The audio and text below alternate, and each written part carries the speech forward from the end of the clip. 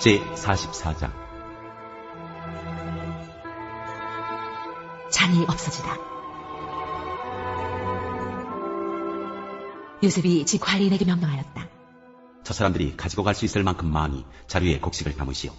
그들이 가지고 온 돈도 각 사람의 자루 아귀에 넣으시오. 그리고 어린아이의 자루에다가는 곡식값으로 가지고 온 돈과 내가 쓰는 은잔을 함께 넣으시오. 관리인은 요셉이 명령한 대로 하였다. 다음날 동이틀 무렵에 그들은 나귀를 이끌고 길을 나섰다. 그들이 아직 그 성읍에서 얼마 가지 않았을 때에 요셉이 자기 집 관리인에게 말하였다. 빨리 저 사람들의 뒤를 쫓아가시오. 그들을 따라잡거든 그들에게 너희는 왜 선을 악으로 갚느냐? 어찌하려고 은잔을 훔쳐가느냐? 그것은 우리 주인께서 마실 때에 쓰는 잔이요 점을 치실 때에 쓰는 잔인 줄 몰랐느냐? 너희가 이런 일을 저지르다니 매우 고약하구나 하고 호통을 치시오. 관리인이 그들을 따라잡고서 요셉이 시킨 말을 그들에게 그대로 하면서 호통을 쳤다. 그러자 그들이 그에게 말하였다. 어찌하여 그런 말씀을 하십니까? 소인들 가운데는 그런 일을 저지를 사람이 하나도 없습니다. 지난번 자루 아귀에서 나온 돈을 되돌려 드리려고 가나안 땅에서 여기까지 가지고 오지 않았습니까? 그런데 어떻게 우리가 그대의 상전댁에 있는 은이나 금을 훔친다는 말입니까? 소인들 가운데서 어느 누구에게서라도 그것이 나오면 그를 죽여도 좋습니다. 그리고 나머지 우리는 주인의 종이 되겠습니다. 그가 말하였다. 그렇다면 좋소. 당신들이 말한 대로 합시다. 그러나 누구에게서든지 그것이 나오면 그 사람만이 우리 주인의 종이 되고 당신들 나머지 사람들에게는 죄가 없어. 그들은 얼른 가자의 자루를 땅에 내려놓고서 풀었다. 관리인이 맏아들의 자루부터 시작하여 막내 아들의 자루까지 뒤지니 그 잔이 베냐민의 자루에서 나왔다. 이것을 보자 그들은 슬픔이 북받쳐서 옷을 찢고 울면서 저마다 나귀의 짐을 다시 싣고 성으로 되돌아갔다. 유다와 그의 형제들이 요셉의 집에 이르니 요셉이 아직 거기에 있었다. 그들이 요셉 앞에 나가서 땅에 엎드리자 요셉이 호통을 쳤다. 당신들이 어찌하여 이런 일을 저질렀소? 나 같은 사람이 점을 쳐서 물건을 찾는 줄 당신들은 몰랐소? 유다가 대답하였다. 우리가 주인 어른께 무슨 할 말이 있겠습니까? 무슨 변명을 할 수 있겠습니까? 어찌 우리의 죄 없음을 밝힐 수 있겠습니까? 하나님이 소인들의 죄를 들추어내셨으니 우리와 이 잔을 가지고 간 아이가 모두 주인 어른의 종이 되겠습니다. 요셉이 말하였다. 그렇게까지 할 것은 없소. 이 잔을 가지고 있다가 들킨 그 사람만 나의 종이 되고 나머지는 평안히 당신들의 아버지께로 돌아가시오. 유다가 베냐민을 위하여 탄원하다. 유다가 그에게 가까이 가서 간청하였다. 이 종이 주인 어른께 감히 한 말씀 드리는 것을 용서하여 주시기 바랍니다. 어른께서는 바로와 똑같은 분이시니 이 종에게 너무 노여워하지 마시기 바랍니다. 이전에 어른께서는 종들에게 아버지나 아우가 있느냐고 물으셨습니다. 그때 종들은 늙은 아버지가 있고 그가 늙음하게 얻은 아들 하나가 있는데 그 아이와 한 어머니에게서 난 그의 친형은 죽고 그 아이만 있기 때문에 아버지가 그 아이를 무척이나 사랑한다고 말씀드렸습니다. 그때 어른께서는 종들에게 말씀하시기를 어른께서 그 아이를 직접 만나보시겠다고 데리고 오라고 하셨습니다. 그래서 종들이 어른께 그 아이는 제 아버지를 떠날 수 없으며 그 아이가 아버지 곁을 떠나면 아버지가 돌아가실 것이라고 말씀드렸습니다. 그러나 어른께서는 이 종들에게 그 막내 아우를 데리고 오지 않으면 어른의 얼굴을 다시는 못 볼 것이라고 말씀하셨습니다. 그래서 종들은 어른의 종인 저희 아버지에게 가서 어른께서 하신 말씀을 다 전하였습니다. 얼마 뒤에 종들의 아버지가 종들에게 다시 가서 먹거리를 조금 사오라고 하였습니다만 종들은 막내 아우를 우리와 함께 보내시면 가겠지만 그렇지 않으면 갈 수도 없고 그분 얼굴을 뵐 수도 없다고 말했습니다. 그러나 어른의 종인 소인의 아버지는 이 종들에게 너희도 알지 않느냐? 이 아이의 어머니가 낳은 자식이 둘뿐인데 한 아이는 나가더니 돌아오지 않는다. 사나운 짐승에게 변을 당한 것이 틀림없다. 그 뒤로 나는 그 아이를 볼 수 없다. 그런데 너희가 이 아이마저 나에게서 데리고 갔다가 이 아이마저 변을 당하기라도 하면 어찌하겠느냐? 너희는 백발이 성성한 이 늙은 아버지가 슬퍼하며 죽어가는 꼴을 보겠다는 거냐 하고 걱정하였습니다. 아버지의 목숨과 이 아이의 목숨이 이렇게 얽혀 있습니다. 소인이 어른의 종, 저희 아버지에게 되돌아갈 때 우리가 이 아이를 데리고 가지 못하거나 소인의 아버지가 이 아이가 없는 것을 알면 소인의 아버지는 곧바로 숨이 넘어가고 말 것입니다. 일이 이렇게 되면 어른의 종들은 결국 백발이 성성한 아버지를 슬퍼하며 돌아가시도록 만든 꼴이 되고 맙니다. 어른의 종인 제가 소인의 아버지에게 그 아이를 안전하게 다시 데리고 오겠다는 책임을 지고 나섰습니다. 만일 이 아이를 아버지에게 다시 데리고 돌아가지 못하면 소인이 아버지 앞에서 평생 그 죄를 달게 받겠다고 다짐하고 왔습니다. 그러니 저 아이 대신에 소인을 주인 어른의 종으로 삼아 여기에 머물러 있게 해주시고 저 아이는 그의 형들과 함께 돌려보내주시기를 바랍니다. 저 아이 없이 제가 어떻게 아버지의 얼굴을 뵙겠습니까? 그럴 수는 없습니다. 저희 아버지에게 닥칠 불행을 제가 참아 볼 수 없습니다.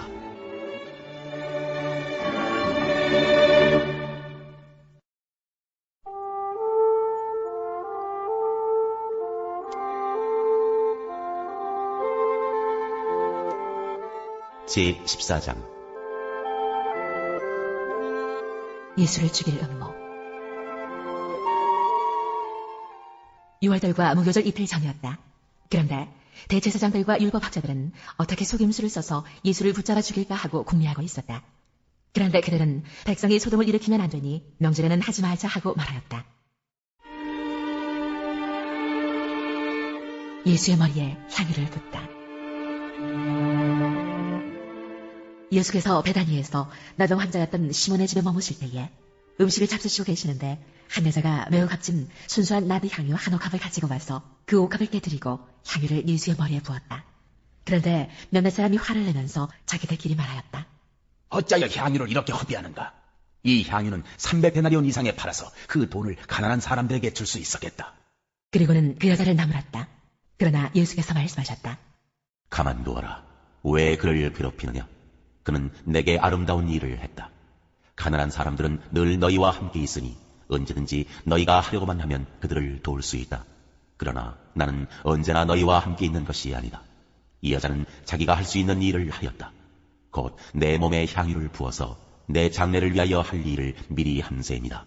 내가 진정으로 너희에게 말한다. 온 세상 어디든지 복음이 전파되는 곳마다 이 여자가 한 일도 전해져서 사람들이 이 여자를 기억하게 될 것이다. 유다가 배반하다. 12제자 가운데 하나인 가룟 유다가 대제사장들에게 예수를 넘겨줄 마음을 품고 그들을 찾아갔다. 그들은 유다의 말을 듣고서 기뻐하여 그에게 은돈을 주기로 약속하였다. 그래서 유다는 예수를 넘겨줄 적당한 기회를 노리고 있었다. 6월절 음식을 나누시다. 무교절 첫째 날에 곧 6월절 양을 잡는 날에 제자들이 예수께 말하였다. 우리가 가서 선생님께서 6월절 음식을 드시게 준비하려 하는데 어디에다 하기를 바라십니까? 예수께서 제자 2사람을 보내시며 말씀하셨다. 성 안으로 들어가거라. 그러면 물동이를 메고 오는 사람을 만날 것이니 그를 따라가거라. 그리고 그가 들어가는 집으로 가서 그 집 주인에게 말하기를 선생님께서 하시는 말씀이 내가 내 제자들과 함께 6월절 음식을 먹을 내 사랑방이 어디에 있느냐고 하십니다 하여라. 그러면 그는 자리를 깔아서 준비한 큰 다락방을 너희에게 보여줄 것이니 거기에 우리를 위하여 준비를 하여라. 제자들이 떠나서 성 안으로 들어가서 보니 예수께서 말씀하신 그대로였다. 그리하여 그들은 6월절을 준비하였다. 저녁때가 되어서 예수께서는 12 제자와 함께 가셨다. 그들이 자리를 잡고 앉아서 먹고 있을 때에 예수께서 말씀하셨다. 내가 진정으로 너희에게 말한다. 너희 가운데 한 사람, 곧 나와 함께 먹고 있는 사람이 나를 넘겨줄 것이다. 그들은 근심했어요. 나는 아니지요 하고 예수께 말하기 시작하였다. 예수께서 그들에게 말씀하셨다. 그는 12 가운데 하나로서 나와 함께 같은 대접에 빵을 적시고 있는 사람이다. 인자는 자기에 관하여 성경에 기록되어 있는 대로 떠나가지만 인자를 넘겨주는 그 사람에게는 화가 있다. 그 사람은 차라리 태어나지 않았더라면 자기에게 좋았을 것이다. 마지막 만찬. 그들이 먹고 있을 때에 예수께서 빵을 들어서 축복하신 다음에 떼어서 그들에게 주시고 말씀하셨다. 받아라. 이것은 내 몸이다. 또 잔을 들어서 감사를 드리신 다음에 그들에게 주시니 그들은 모두 그 잔을 마셨다. 그리고 예수께서 말씀하셨다. 이것은 많은 사람을 위하여 흘리는 나의 피, 곧 언약의 피다. 내가 진정으로 너희에게 말한다. 이제부터 내가 하나님의 나라에서 새 것을 마실 그날까지 나는 포도나무 열매로 빚은 것을 다시는 마시지 않을 것이다. 그들은 찬송을 부르고서 올리브 산으로 갔다.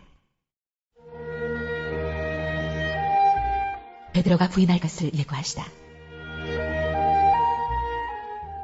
예수께서 제자들에게 말씀하셨다. 너희가 모두 걸려서 넘어질 것이다. 성경에 기록하기를 내가 목자를 칠 것이니 양떼가 흩어질 것이다 하였기 때문이다. 그러나 내가 살아난 뒤에 너희보다 먼저 갈릴리로 갈 것이다. 베드로가 예수께 말하였다. 모두가 걸려 넘어질지라도 나는 그러지 않을 것입니다. 예수께서 그에게 말씀하셨다. 내가 진정으로 너에게 말한다. 오늘 밤에 닭이 2번 울기 전에 네가 3번 나를 모른다고 할 것이다. 그러나 베드로는 힘주어서 말하였다. 내가 선생님과 함께 죽는 한이 있을지라도 절대로 선생님을 모른다고 하지 않겠습니다. 나머지 모두도 그렇게 말하였다.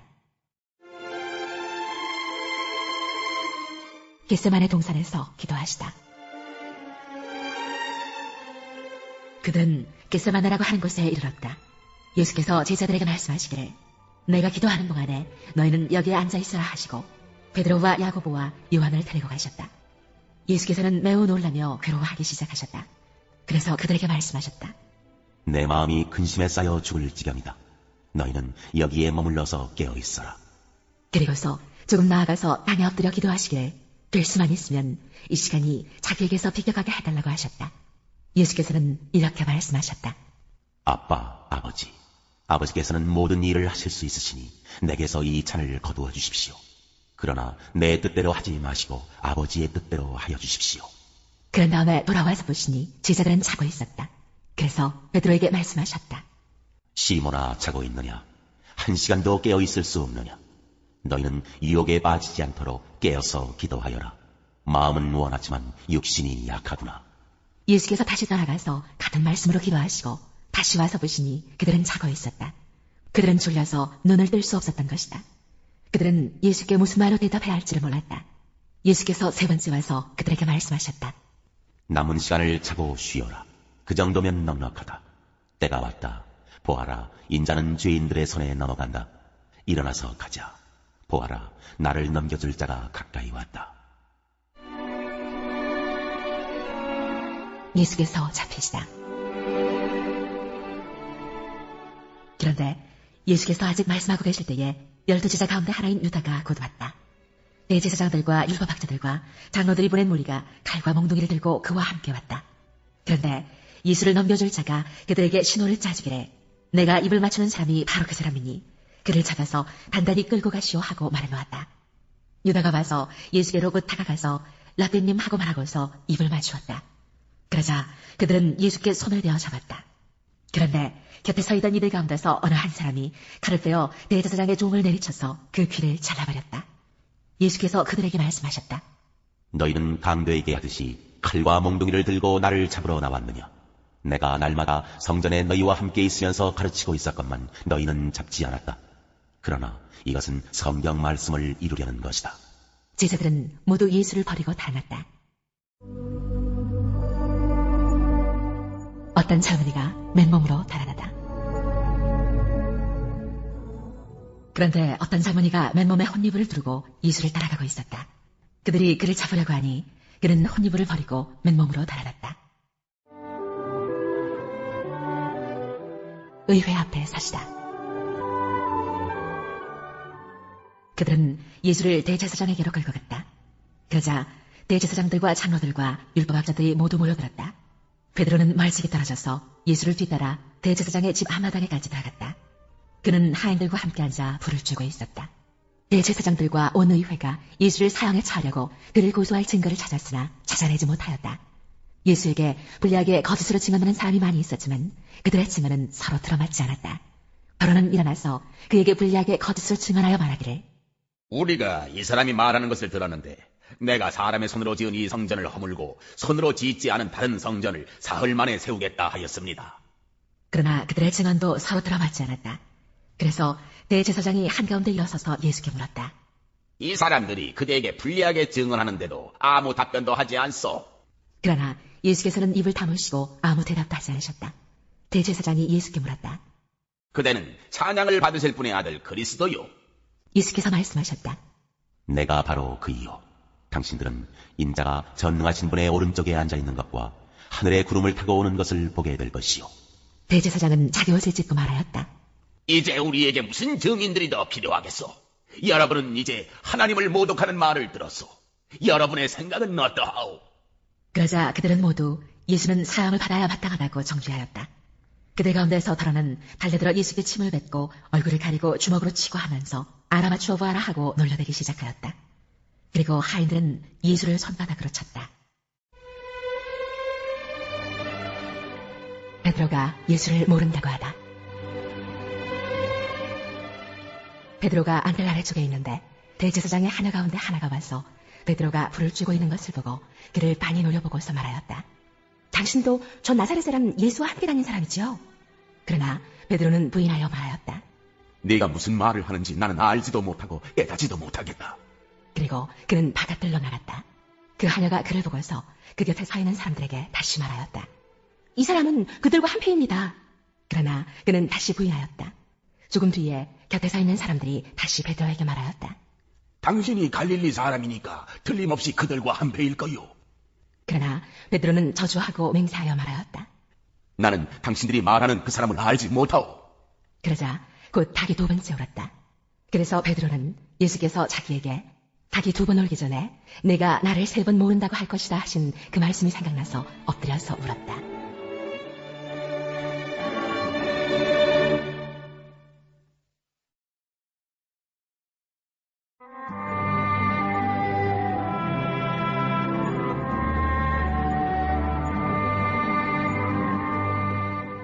제10장 계속되는 욥의 대답.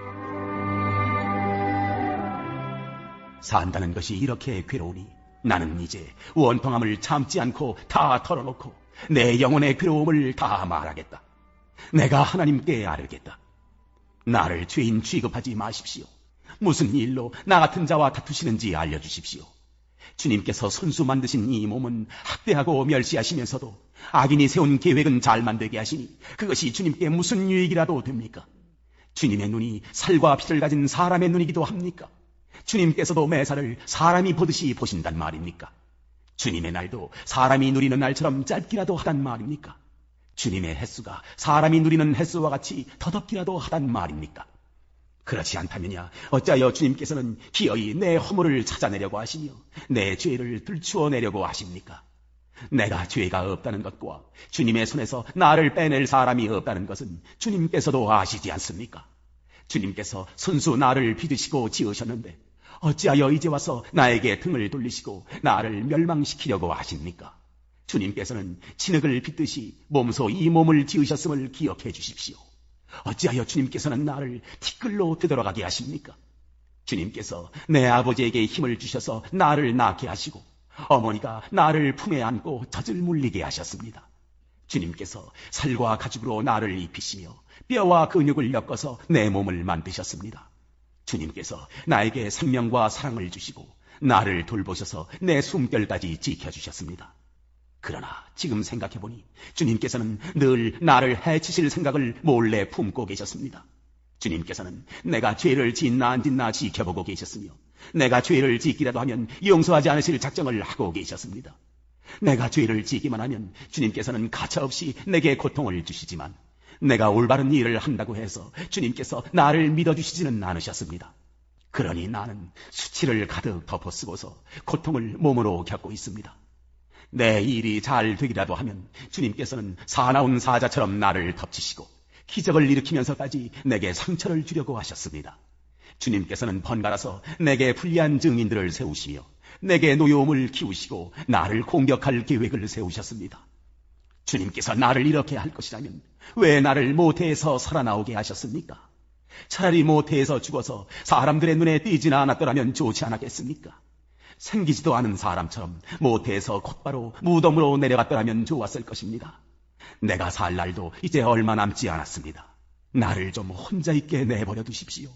내게 남은 이 기간만이라도 내가 잠시라도 쉴 수 있게 해 주십시오. 어둡고 캄캄한 땅으로 내려가면 다시는 돌아오지 못합니다. 그리로 가기 전에 잠시 쉬게 해 주십시오. 그 땅은 흑암처럼 캄캄하고 죽음의 그늘이 드리워져서 아무런 질서도 없고 빛이 있다 해도 흑암과 같을 뿐입니다.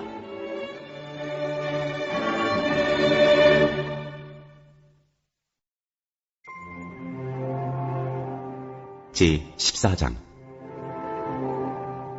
형제 자매를 비판하지 말아라.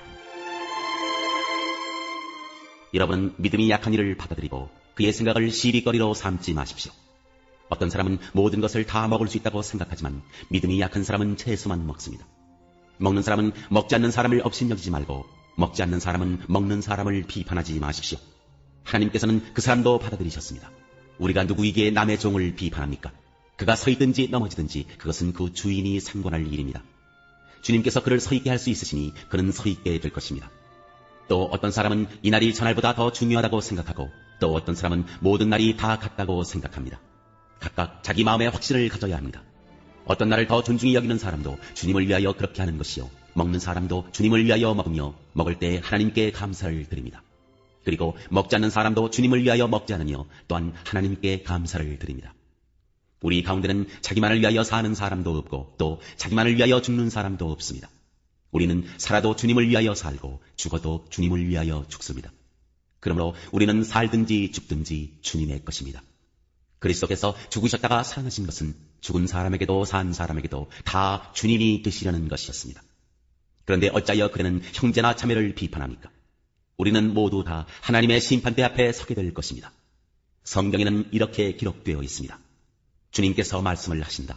내가 살아있으니 모든 무릎이 내 앞에 꿇을 것이요 모든 입이 나 하나님을 찬양할 것이다.